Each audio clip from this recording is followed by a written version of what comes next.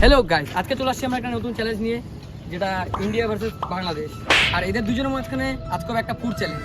আর এদের যেটা নিয়ম থাকবে খেলার, এদের দেশের নামের যতগুলো অক্ষর আছে প্রত্যেকটা খাবার খাইতে হবে এদেরকে নিজে খুঁজে।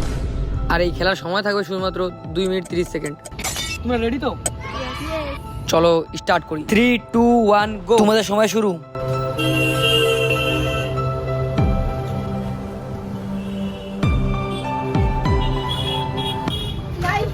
প্রথম দোকানে বাংলাদেশ কিছুই পাইলো না।